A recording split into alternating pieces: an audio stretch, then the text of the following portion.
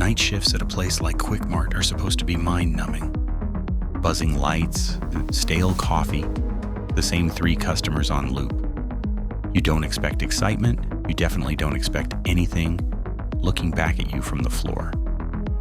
In tonight's video, we're diving into an original horror story called The Shadows Bargain.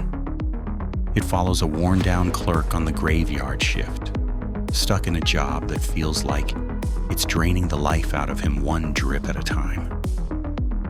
Then, in the middle of one ordinary empty night, something about his own shadow stops matching up.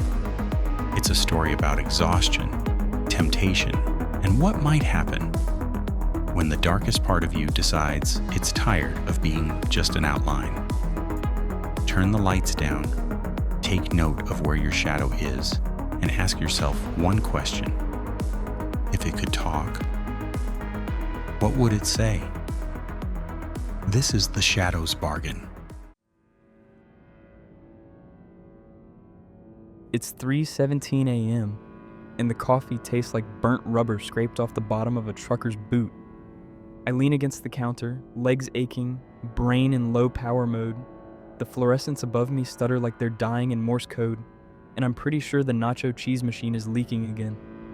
Another crime against humanity. The security monitor flickers. Empty lot, busted vending machine, flickering open sign. Nobody around, nothing new. The only thing moving is my shadow, stretched across the wall like it's trying to escape me. For a second, I swear, I see it twitch, just a ripple near the hand. I blink. It's fine, it's just a shadow. Mine, right? Nights like this are standard, which is to say, soul-crushing. I work the graveyard shift at a 24-hour convenience store called Quick Mart, like Walmart's grungier, more disappointing cousin. The store's wedged between a gas station that smells like boiled piss and a pawn shop that hasn't had working lights since 2019. I used to have plans, college, writing, maybe a podcast. But then life happened, then more life, then a breakup, a totaled Honda Civic, and a permanent schedule that makes vampires look tan. Most nights, I spend 8 hours serving toothless insomniacs and twitchy customers who reek of bleach and regret. Sometimes I chat with Gloria on shift change. She's in her 60s, smokes like she's racing cancer, and treats my presence like a mildly inconvenient haunting. My goals? Keep breathing. Don't cry in the walk-in freezer again. Try not to eat expired Hot Pockets. Earlier this week, during a rare overlap, Gloria handed me the keys and muttered, "Keep staring at the dark long enough, it might stare back and smile." She cackled like it was a joke. I laughed too, but something about it stuck. The idea of the dark smiling. Like it knows something I don't. It starts the night the power goes out. One minute, I'm watching a documentary on unsolved murders through the security monitor HDMI. The next, everything cuts. Lights, fridge, cameras, even the stupid vending machine.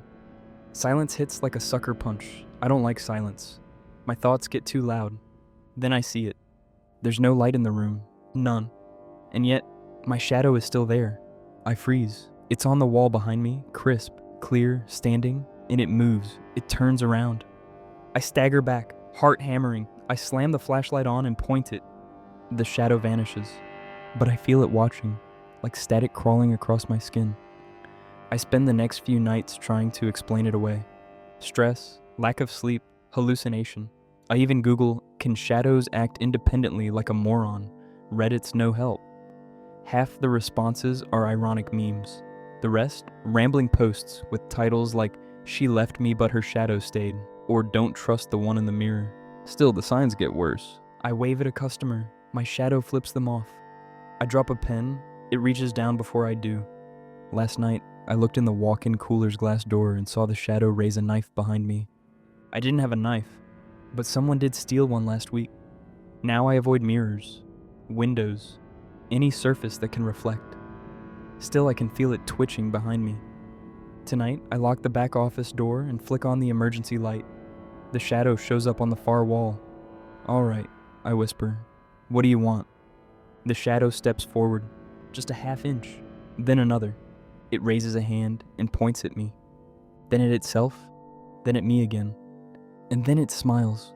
I didn't know shadows could smile. The thing speaks without sound. No mouth, no breath, just pressure behind my eyes like a migraine that learned to talk. You're tired. Let me carry it. I should run, call someone, do something other than just stand there with my jaw on the floor like a lobotomized goldfish. But I don't. I nod. The shadow reaches forward, its fingers impossibly long now, wrapping around my wrist like smoke. Except I feel it, cold, dense, real. It pulls, and suddenly I'm falling inward. No wind, no motion, just the sharp, impossible snap of perspective, turning inside out. And I'm no longer in my body. I'm behind it, watching. I am the shadow. The new me straightens up, cracks the neck like it just put on an old coat. Then it walks out of the back room, grabs a donut, and flips the open sign like nothing happened. Meanwhile, I'm clinging to the floor, or the wall, or wherever shadows go. Everything feels stretched, thin, two-dimensional. I have no breath, no heartbeat, no voice. I scream, nothing comes out. It's like shouting underwater with no lungs. Still, I follow. What else can I do? My old body, the shadow's body now, makes jokes to customers, laughs with Gloria, applies for assistant manager. It's better at being me than I ever was. And it enjoys it. That's the worst part.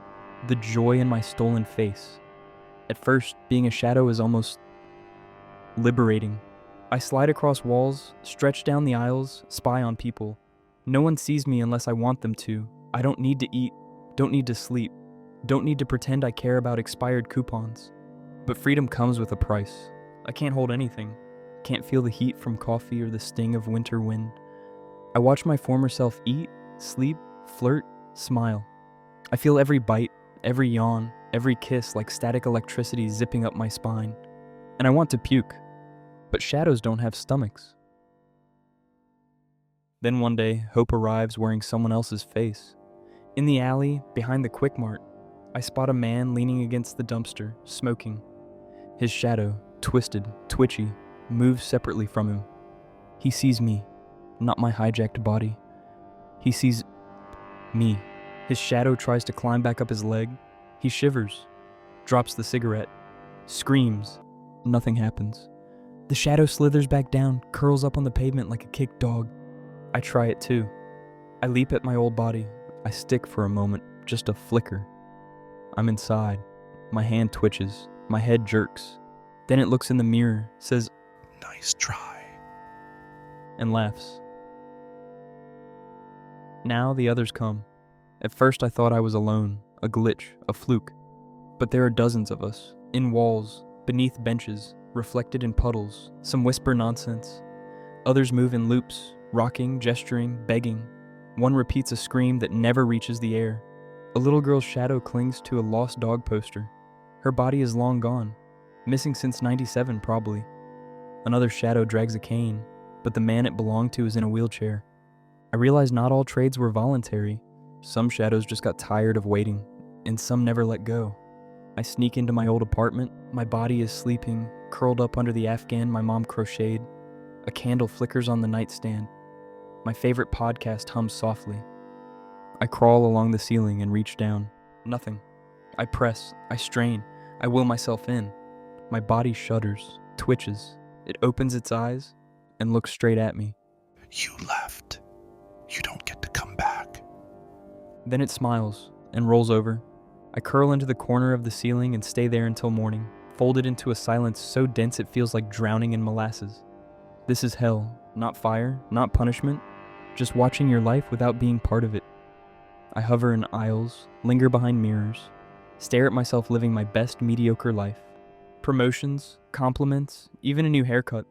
People like me now, the new me, and he's starting to forget I exist. He doesn't even cast shadows anymore when he's alone. He doesn't need me. I scream silently in the Quick Mart freezer. My reflection in the glass door doesn't move, not even a twitch. I don't stop trying, can't. Hope's a disease worse than whatever this is. It keeps flaring up, even though I know better.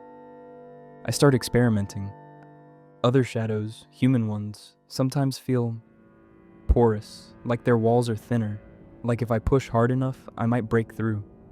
One night, a man falls asleep in his car out front. I slide under the door and into his silhouette. It's sloppy, messy, like trying on wet clothes that aren't your size. But for a moment, I feel it. I can see with eyes again, taste stale coffee, smell sweat and sadness. I scream, and this time, it's audible. He wakes up gasping, clutching his chest. I'm ripped out like a splinter and thrown back into the pavement. Still, it worked. A little. I try again. A barista, a drunk guy on the curb, a woman feeding pigeons. The longer I stay, the more of me leaks into them. And each time I leave, I forget something. A birthday, a smell, a name. I find him, my body, standing in front of the mirror at home. He looks like me, but his eyes are brighter, his posture stronger. He's more me than I ever was. He speaks aloud. Didn't think you'd last this long. I stare from the far corner. Shadows can't cry, but I feel something sharp curl inside me. Regret, rage, I don't know anymore. He continues, brushing his hair. You were so tired, so angry, so numb. You gave up. He puts on my clothes, my jacket, the smile I never had time for. You taught me everything. I just applied it better. He leans in closer to the mirror, and then he turns off the light. I disappear.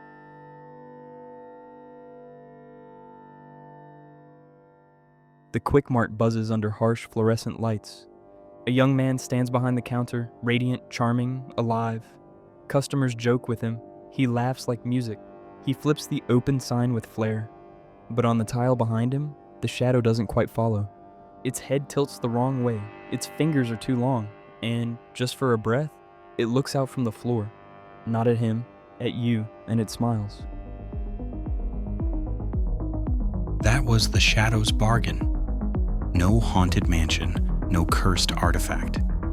Just a dead-end night shift. Too much darkness and a person pushed far enough that impossible starts to sound negotiable. Whether you see it as something supernatural, psychological, or a mix of both, the idea lingers. If your shadow had a choice, would it stick with you or try to trade up? If you enjoyed this video and want more original horror stories, you can subscribe, drop a like, and tell me in the comments how you read this one. Was it all in his head or was something else working the late shift with him? Thanks for watching. And if your shadow seems a little too eager to follow you tonight, just keep walking. No need to give it any ideas.